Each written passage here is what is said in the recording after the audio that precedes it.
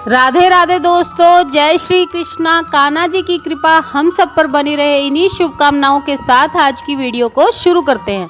दोस्तों, आप सबका हमारे YouTube चैनल भक्ति में आस्था पर हार्दिक स्वागत है। आज की इस वीडियो में हम आपको श्री शिव महापुराण की रुद्र संहिता के सती खंड का 9वां और 10वां अध्याय पढ़कर सुनाएंगे। आप सबसे रिक्वेस्ट है कि वीडियो को पूरा और ध्यान से सुनिएगा। चलिए वीडियो को शुरू करते हैं। ब्रह्मा जी का रुद्रदेव से सती के साथ विवाह करने का अनुरोध, श्री विष्णु के द्वारा उनका अनुमोदन और श्री रुद्र की इसके लिए स्वीकृति। ब्रह्मा जी कहते हैं, श्री विष्णु आदि देवताओं के द्वारा की हुई उस स्तुति को सुनकर सब की उत्पत्ति के हेतु भूत भगवान शंकर बड़े प्रसन्न हुए और जोर जोर से हंसने लगे। मुझ ब्रह्मा और विष्णु को अपनी अपनी पत्नी के साथ आया हुआ देख महादेव जी ने हम लोगों से यथोचित वार्तालाप किया और हमारे आगमन का कारण पूछा। रुद्र बोले, हे हरे, हे विधे तथा हे देवताओं और महर्षियों, आज निर्भय होकर यहाँ अपने आने का ठीक ठीक कारण बताइए। तुम सब लोग किस लिए यहाँ आए हो और कौन सा कार्य आ पड़ा है, वह सब मैं सुनना चाहता हूँ, क्योंकि तुम्हारे द्वारा की गई स्तुति से मेरा मन बहुत प्रसन्न हुआ है। मुने, महादेव जी के इस प्रकार पूछने पर भगवान विष्णु की आज्ञा से मैंने वार्तालाप आरंभ किया। मुझ ब्रह्मा ने कहा, देव देव महादेव करुणा सागर, हे प्रभु, हम दोनों इन देवताओं और ऋषियों के साथ जिस उद्देश्य से यहाँ आए हैं उसे आप सुनिए। वृषभ ध्वज, विशेषतः आपके ही लिए हमारा यहाँ आगमन हुआ है, क्योंकि हम तीनों सहार्थी हैं। सृष्टि चक्र के संचालन रूप प्रयोजन की सिद्धि के लिए एक दूसरे के सहायक हैं। सहार्थी को सदा परस्पर यथा योग्य सहयोग करना चाहिए, अन्यथा यह जगत टिक नहीं सकता। महेश्वर, कुछ ऐसे असुर उत्पन्न होंगे जो मेरे हाथ से मारे जाएंगे, कुछ भगवान विष्णु के और कुछ आपके हाथों नष्ट होंगे। महाप्रभु, कुछ असुर ऐसे होंगे जो आपके वीर्य से उत्पन्न हुए पुत्र के हाथ से ही मारे जा सकेंगे। प्रभु, कभी कोई विरले ही असुर ऐसे होंगे जो माया के हाथों द्वारा वध को प्राप्त होंगे। आप भगवान शंकर की कृपा से ही देवताओं को सदा उत्तम सुख प्राप्त होगा। घोर असुरों का विनाश करके आप जगत को सदा स्वास्थ्य एवं अभय प्रदान करेंगे। अथवा यह भी संभव है कि आपके हाथ से कोई भी असुर न मारे जाएं, क्योंकि आप सदा योग युक्त रहते हुए राग द्वेष से रहित हैं तथा एकमात्र दया करने में ही लगे रहते हैं। ईश, यदि वे असुर भी आराधित हों, आपकी दया से अनुग्रहित होते रहे, तो सृष्टि और पालन का कार्य कैसे चल सकता है। अतः वृषभ ध्वज, आपको प्रतिदिन सृष्टि आदि के उपयुक्त कार्य करने के लिए उद्यत रहना चाहिए। यदि सृष्टि पालन और संहार रूप कर्म न करने हों, तब तो हमने माया से जो जो भिन्न शरीर धारण किए हैं उनकी कोई उपयोगिता अथवा औचित्य ही नहीं है। वास्तव में हम तीनों एक ही हैं, कार्य के भेद से भिन्न भिन्न ध्येय धारण करके स्थित हैं। यदि कार्य भेद न सिद्ध हो, तब तो हमारे रूप भेद का कोई प्रयोजन ही नहीं है। देव, एक ही परमात्मा महेश्वर तीन स्वरूपों में अभिव्यक्त हुए हैं। इस रूप भेद में उनकी अपनी माया ही कारण है। वास्तव में प्रभु स्वतंत्र हैं, वे लीला के उद्देश्य से ही ये सृष्टि आदि कार्य करते हैं।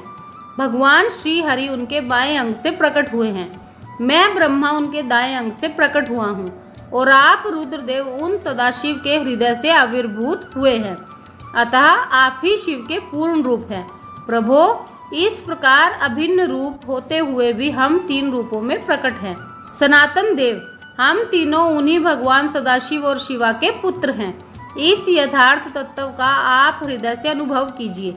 हे प्रभो, मैं और श्री विष्णु आपके आदेश से प्रसन्नता पूर्वक लोक की सृष्टि और पालन के कार्य कर रहे हैं तथा कार्य कारणवश सपत्नीक भी हो गए हैं। अतः आप भी विश्व हित के लिए तथा देवताओं को सुख पहुंचाने के लिए एक परम सुंदरी रमणी को अपनी पत्नी बनाने के लिए ग्रहण करें। महेश्वर, एक बात और है, उसे भी सुनिए। मुझे पहले के वृतांत का स्मरण हो आया है। पूर्व काल में आपने ही शिव रूप से जो बात हमारे सामने कही थी, वही इस समय सुना रहा हूँ। आपने कहा था, ब्राह्मण, मेरा ऐसा ही उत्तम रूप तुम्हारे अंग विशेष ललाट से प्रकट होगा। जिसकी लोक में रुद्र नाम से प्रसिद्धि होगी। तुम ब्रह्मा सृष्टिकर्ता हो गए, श्री हरि जगत का पालन करने वाले हुए, और मैं सगुण रुद्र रूप होकर संहार करने वाला होऊंगा। एक स्त्री के साथ विवाह करके लोक के उत्तम कार्य की सिद्धि करूंगा। अपनी कही हुई इस बात को याद करके आप अपनी ही पूर्व प्रतिज्ञा को पूर्ण कीजिए। स्वामिन, आपका यह आदेश है कि मैं सृष्टि करूं, श्री हरि पालन करें और आप स्वयं संहार के हेतु बनकर प्रकट हों। सो आप साक्षात शिव ही संहारकर्ता के रूप में प्रकट हुए हैं। आपके बिना हम दोनों अपना अपना कार्य करने में समर्थ नहीं हैं। अतः आप एक ऐसी कामिनी को स्वीकार करें जो लोक हित के कार्य में तत्पर रहे। शंभो, जैसे लक्ष्मी भगवान विष्णु की और सावित्री मेरी सहधर्मिणी हैं, उसी प्रकार आप इस समय अपनी जीवन सहचरी प्राण वल्लभा को ग्रहण करें। मेरी यह बात सुनकर लोकेश्वर महादेव जी के मुख पर मुस्कुराहट दौड़ गई। वे श्री हरि के सामने मुझसे इस प्रकार बोले। ईश्वर ने कहा, ब्राह्मण हरे, तुम दोनों मुझे सदा ही अत्यंत प्रिय हो। तुम दोनों को देखकर मुझे बड़ा आनंद मिलता है। तुम लोग समस्त देवताओं में श्रेष्ठ तथा त्रिलोकी के स्वामी हो। लोक हित के कार्य में मन लगाए रहने वाले तुम दोनों का वचन मेरी दृष्टि में अत्यंत गौरवपूर्ण है। किंतु शूर श्रेष्ठ गण, मेरे लिए विवाह करना उचित नहीं होगा, क्योंकि मैं तपस्या में संलग्न रहकर सदा संसार से विरक्त ही रहता हूँ और योगी के रूप में मेरी प्रसिद्धि है, जो निवृत्ति के सुंदर मार्ग पर स्थित है, अपने आत्मा में ही रमण करता आनंद मानता है, निरंजन है, माया से निर्लिप्त है, जिसका शरीर अवधूत दिगंबर है, जो ज्ञानी आत्मदर्शी और कामना से शून्य है, जिसके मन में कोई विकार नहीं है, जो भोगों से दूर रहता है तथा जो सदा अपवित्र और अमंगल वेशधारी है, उसे संसार में कामिनी से क्या प्रयोजन है? यह इस समय मुझे बताओ तो सही। मुझे तो सदा केवल योग में लगे रहने पर ही आनंद आता है। ज्ञानहीन पुरुष ही योग को छोड़कर भोग को अधिक महत्व देता है। संसार में विवाह करना पराये बंधन में बंधना है, इसे बहुत बड़ा बंधन समझना चाहिए। इसलिए मैं सत्य सत्य कहता हूँ, विवाह के लिए मेरे मन में थोड़ी सी भी अभिरुचि नहीं है। आत्मा ही अपना उत्तम अर्थ या स्वार्थ है, उसका भली भांति चिंतन करने के कारण मेरी लौकिक स्वार्थ में प्रवृत्ति नहीं होती। तथापि जगत के हित के लिए तुमने जो कुछ कहा है उसे मैं करूँगा। तुम्हारे वचन को गरिष्ठ मानकर अथवा अपनी कही हुई बात को पूर्ण करने के लिए मैं अवश्य विवाह करूँगा, क्योंकि मैं सदा भक्तों के वश में रहता हूँ। परंतु मैं जैसी नारी को प्रिय पत्नी के रूप में ग्रहण करूँगा और जैसी शर्त के साथ करूँगा उसे सुनो। हरे ब्राह्मण, मैं जो कुछ कहता हूँ वह सर्वथा उचित ही है। जो नारी मेरे तेज को विभाग पूर्वक ग्रहण कर सके, जो योगिनी तथा इच्छा अनुसार रूप धारण करने वाली हो, उसी को तुम पत्नी बनाने के लिए मुझे बताओ।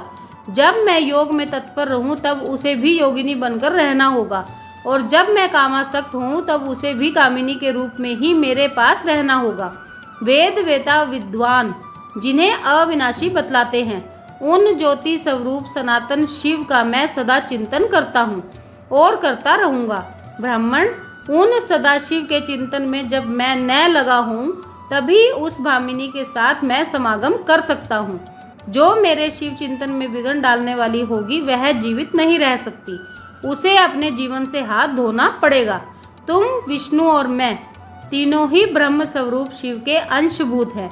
अतः महाभागगण, हमारे लिए उनका निरंतर चिंतन करना ही उचित है। कमलासन, उनके चिंतन के लिए मैं बिना विवाह के भी रह लूँगा, किंतु उनका चिंतन छोड़कर विवाह नहीं करूँगा। अतः तुम मुझे ऐसी पत्नी प्रदान करो जो सदा मेरे कर्म के अनुकूल चल सके। ब्राह्मण, उसमें भी मेरी एक और शर्त है, उसे तुम सुनो। यदि उस स्त्री का मुझ पर और मेरे वचन पर अविश्वास होगा तो मैं उसे त्याग दूंगा। उनकी यह बात सुनकर मैंने और श्री हरि ने मंद मुस्कान के साथ मन ही मन प्रसन्नता का अनुभव किया। फिर मैं विनम्र होकर बोला, नाथ महेश्वर प्रभो, आपने जैसी नारी की खोज आरंभ की है वैसी ही स्त्री के विषय में मैं आपको प्रसन्नता पूर्वक कह रहा हूँ।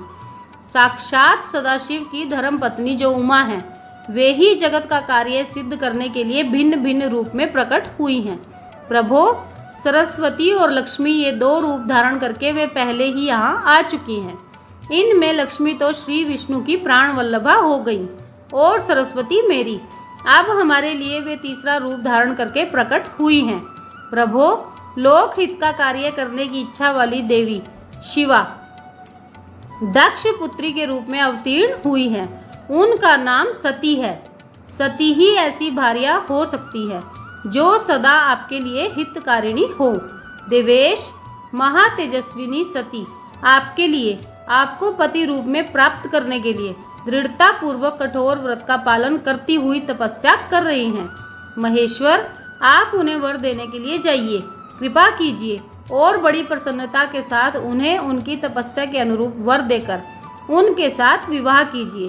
शंकर, भगवान विष्णु की, मेरी तथा इन संपूर्ण देवताओं की यही इच्छा है। आप अपनी शुभ दृष्टि से हमारी इस इच्छा को पूर्ण कीजिए, जिससे हम आदर पूर्वक इस उत्सव को देख सकें। ऐसा होने से तीनों लोकों में सुख देने वाला परम मंगल होगा और सबकी सारी चिंता मिट जाएगी, इसमें संशय नहीं है। तदंतर मेरी बात समाप्त होने पर लीला विग्रह धारण करने वाले भक्त वत्सल महेश्वर से मधुसूदन अच्युत ने इसी का समर्थन किया। तब भक्त वत्सल भगवान शिव ने हंसकर कहा, बहुत अच्छा, ऐसा ही होगा।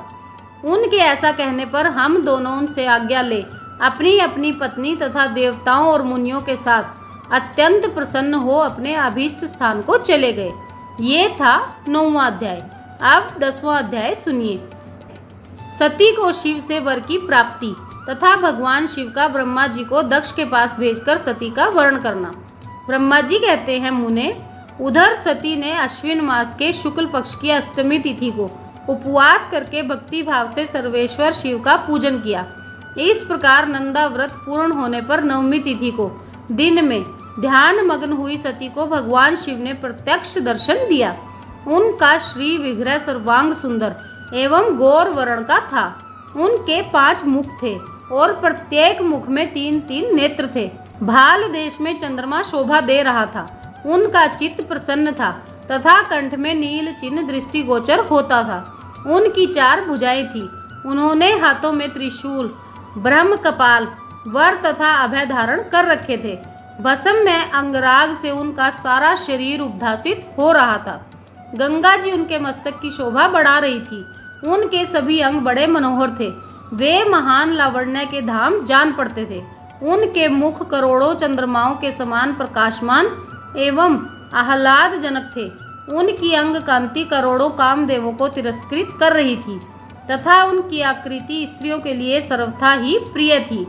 सती ने ऐसे सौंदर्य माधुर्य से युक्त प्रभु महादेव जी को प्रत्यक्ष देखकर उनके चरणों की वंदना की।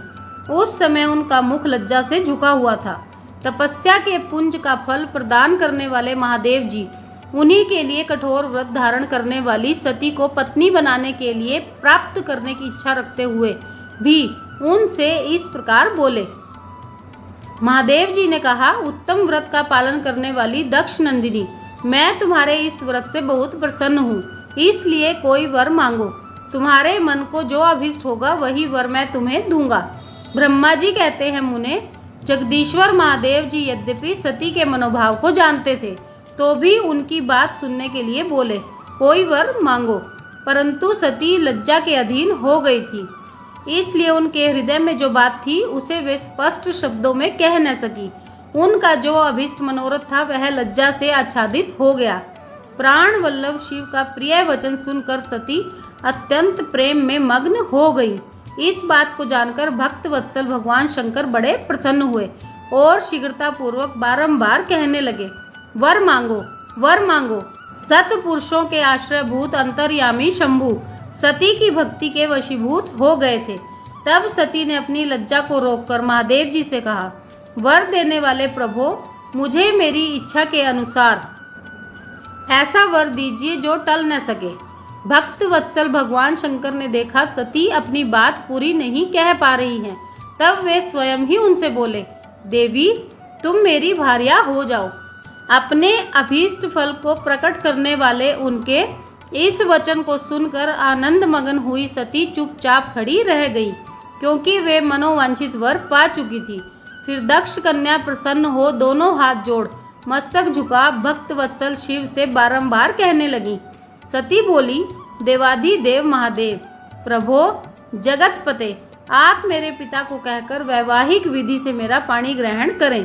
ब्रह्मा जी कहते हैं, नारद, सती की यह बात सुनकर भक्त वत्सल महेश्वर ने प्रेम से उनकी ओर देखकर कहा, प्रिय, ऐसा ही होगा।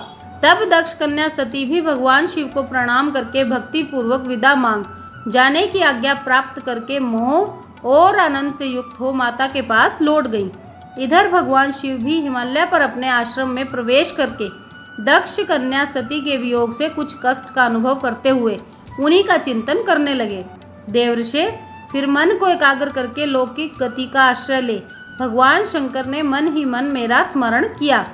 त्रिशूलधारी महेश्वर के स्मरण करने पर उनकी सिद्धि से प्रेरित हो मैं तुरंत ही उनके सामने जा खड़ा हुआ। तात, हिमालय के शिखर पर जहाँ सती के वियोग का अनुभव करने वाले महादेव जी विद्यमान थे, वहीं मैं सरस्वती के साथ उपस्थित हो गया। देवर्षि, सरस्वती सहित मुझे आया देख सती के प्रेम पाश में बंधे हुए शिव उत्सुकता पूर्वक बोले। शंभु ने कहा, ब्राह्मण, मैं जब से विवाह के कार्य में सर्वार्थ बुद्धि कर बैठा हूँ, तब से अब मुझे इस स्वार्थ में ही स्वतः सा प्रतीत होता है। दक्ष कन्या सती ने बड़ी भक्ति से मेरी आराधना की है। उसके नंदा व्रत के प्रभाव से मैंने उसे अभीष्ट वर देने की घोषणा की। ब्राह्मण, तब उसने मुझसे यह वर मांगा कि आप मेरे पति हो जाइए। यह सुनकर सर्वथा संतुष्ट हो मैंने भी कह दिया कि तुम मेरी पत्नी हो जाओ। तब दाक्षायणी सती मुझसे बोली, जगतपते, आप मेरे पिता को सूचित करके वैवाहिक विधि से मुझे ग्रहण करें। ब्राह्मण, उसकी भक्ति से संतोष होने के कारण मैंने उसका वह अनुरोध भी स्वीकार कर लिया। विधाता, तब सती अपनी माता के घर चली गई और मैं यहाँ चला आया। इसलिए अब तुम मेरी आज्ञा से दक्ष के घर जाओ और ऐसा यत्न करो जिससे प्रजापति दक्ष शीघ्र ही मुझे अपनी कन्या का दान कर दे। उनके इस प्रकार आज्ञा देने पर मैं कृत्य और प्रसन्न हो गया तथा उन भक्त वत्सल विश्वनाथ से इस प्रकार बोला। मुझ ब्रह्मा ने कहा, भगवन शंभो, आपने जो कुछ कहा है उसी पर भली भांति विचार करके हम लोगों ने पहले ही उसे सुनिश्चित कर दिया है। वृषभ ध्वज, इसमें मुख्यतः देवताओं का और मेरा भी स्वार्थ है। दक्ष स्वयं ही आपको अपनी पुत्री प्रदान करेंगे, किंतु आपकी आज्ञा से मैं भी उनके सामने आपका संदेश कह दूंगा। सर्वेश्वर महाप्रभु महादेव जी से ऐसा कहकर मैं अत्यंत वेगशाली रथ के द्वारा दक्ष के घर जा पहुंचा। नारद जी ने पूछा, वक्ताओं में श्रेष्ठ महाभाग, विधाता बताइए, जब सती घर पर लौट कर आई तब दक्ष ने उनके लिए क्या किया? ब्रह्मा जी ने कहा, तपस्या करके मनोवांछित वर पाकर सती जब घर को लौट गई तब वहां उन्होंने माता पिता को प्रणाम किया। सती ने अपनी सखी के द्वारा माता पिता को तपस्या संबंधी सब समाचार कहलवाया। सखी ने यह भी सूचित किया कि सती को महेश्वर से वर की प्राप्ति हुई है। वे सती की भक्ति से बहुत संतुष्ट हुए हैं। सखी के मुंह से सारा वृतांत सुनकर माता पिता को बड़ा आनंद प्राप्त हुआ और उन्होंने महान उत्सव किया। उदार चेता दक्ष और महामनस्विनी वीरनी ने ब्राह्मणों को उनकी इच्छा के अनुसार द्रव्य दिया तथा अन्यान्य अंधों और दीनों को भी धन बांटा।